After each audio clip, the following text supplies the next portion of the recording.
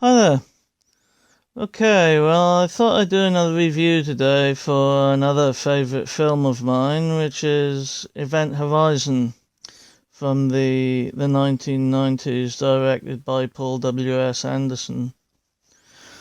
Um, it came out in Event Horizon came out in 1997 between Anderson's vision of Mortal Kombat, which I've covered before on this channel to some extent, and a film called Soldier with Kurt Russell, released in 1998, which is a film that I haven't seen. The story is a fairly timeless one, honestly. We've got a mad scientist, in this case Dr. Weir, played by Sam Neill, who has created what is essentially a monster that gets out of control. In this case, the monster, if you like, is a massive space vessel called the Event Horizon, which is a state-of-the-art ship which is capable of traveling huge distances. As Sam Neill's character states, it could get to our nearest star in a day rather than in 1,000 years under normal propulsion. The method of transportation it uses is based around a wormhole. Essentially, it bends space to the point where the beginning and the end of the journey exist in the same space and time, connected by a gateway. The craft would then pass through the gateway and space returns to normal. The idea is one that's actually based on real theoretical physics. It's known as an Einstein-Rosen bridge. The idea of a wormhole is consistent with general relativity as well. And I think Sam Neill's character mentions something to do with tensor dynamics as well in the film, but be happy to know this isn't a physics lecture, so I'm going to stop there. Needless to say, then, this experimental method of travel, which in the film is called the gravity drive, turns out to be a bad idea. The ship does open a wormhole to Proxima Centauri. However, instead of appearing safe and sound in the vicinity of our nearest star, all we get is screaming and a blurred transmission.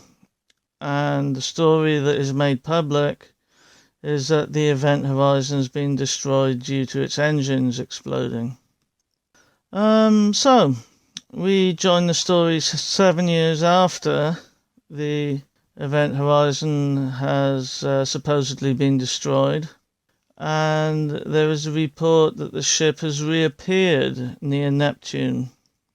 A rescue ship called the Lewis and Clark is sent out to essentially have a look, and the crew are pretty skeptical given the cover story about the ship exploding. But before they're leaving for Neptune, they're told that the original story that everyone knows, that the ship was destroyed, was a lie, and they get told about the wormhole propulsion and how it's supposed to work. Not being physicists themselves, they're still skeptical, but it's their job to investigate, so they go out to see if there's anything left of the ship or a crew, and equally importantly, if they can determine where the ship has been for the last 7 years. So, what we get over the course of the film is essentially your basic haunted house movie, with the house being an enormous gothic spaceship. All the standard tropes are present. Characters start hallucinating seemingly innocuous objects, take on an air of menace due to how they're shot and how the sound design is used. Impossible and illogical things start happening, and characters, particularly those left on their own, at least at first, get scared shitless to the initial confusion of their companions. There's also a nice little homage to the blood elevator scene from The Shining towards the end of the film, At least in my view, it can be seen as an homage to that, but I mean, it's not. It's been seen in other films as well, so maybe it isn't. But from the moment we arrive on board the ship, there's a strong sense that the Event Horizon is no longer what she once was. As happens in a lot of films of these types, the creator of the monster, Weir, is obsessed with his creation and identifies it very closely with a tragedy in his past, one which he will literally give his soul and those of his companions to try and bring closure to. The crew of the Lewis and Clark are confronted with their own pasts, leading in many cases to their demise, though there is one member of the team who can be seen as innocent in some ways and suffers a different though equally terrifying fate and ends up incapacitated for much of the movie. The film ends with heroic sacrifice, though we're left with the feeling that a cycle of guilt has been established and that without some kind of intervention, the survivors themselves are going to be doomed. Right, so that's basically the story.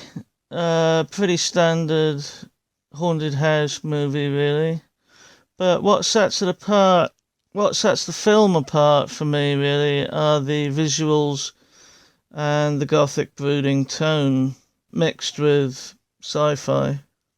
And although the CGI elements of the film do look a little dated at times, I mean, it was made in 1997, the other place, as it's called by one of the characters, is a Dionysian and terrifying world of pain where no one escapes suffering. And it's a dimension rendered all the more horrific, frankly, by the fact that we see so little of it. While for the most part we get to imagine much of the hell that awaits the characters, one of the more memorable scenes of the film, along with the transformation of one of the characters, is when a transmission that the crew have been working to unscramble effectively unscrambles itself and shows them what they're destined for, which turns out to be a chaotic vision of abject madness. The designs of the ships themselves are very memorable.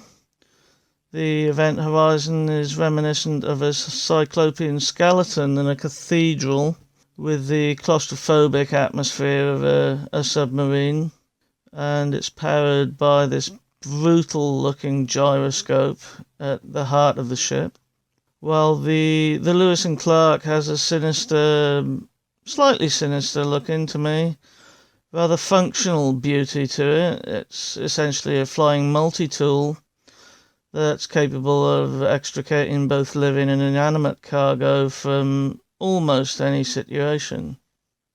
The casting of the film is excellent. As stated above, we have the often brilliant Sam Neill playing Dr. Weir, but the crew of the Lewis and Clark all give memorable performances. We have the captain, a character called Miller, played by Lawrence Fishburne. He's a practical, heroic man, desperate to not let his past repeat itself. Then we've got his executive officer, Stark, who's played by the beautiful, if slightly out of place feeling, Jolie Richardson. While the medics, you got DJ, who's quite an unbalanced character, and Peters, who's more of a no-nonsense doctor type, are played by Jason Isaacs and Kathleen Quinlan, respectively. Then you've got Sean Pertwee and Richard T. Jones, who offer memorable performances, and Jack Nosworthy, who plays the navigator, Justin. All in all, the characters form a cohesive unit as the crew of the rescue ship, and it's believable that each would sacrifice themselves for the others because they've been through so much together. Ultimately, my main feeling about this film is that it's timeless, as I said earlier. I mean, yes, it was made in 1997, and the threat is at times kind of ambiguous, but it could just as easily have been made in the 50s as a B movie, with the characters at the mercy of an alien creature or some kind of man-made monstrosity, set either in space, on a distant planet, or even underwater here on our own world. The haunted house traditions are adhered to very well, with the sci-fi elements adding to the sense of unease rather than detracting from it. This group of people are far away from the world they know, isolated in a surreal and dangerous universe where death, or worse, lies beyond the next bulkhead. There is a suggestion by the filmmakers in DVD extras that horror and sci-fi are in some ways at cross purposes to each other in a narrative sense, but frankly I struggle to think of anything more frightening than facing an existential threat miles away from not just the rest of society, but from the Earth itself. The chaos of the film is accompanied by a pounding electronic score from Michael Kamen and the British duo Orbital, rounding off what I consider to be Paul W.S. Anderson's best film to date. Okay, well, that was my review of Event Horizon. And if you like horror movies, particularly gothic, haunted house type films with a sci-fi setting, this is, at least in my opinion, worth a look. As always, and with all of the above being said, please like, share, comment, and subscribe, and all that other good stuff, and I shall speak to you soon. Bye for now.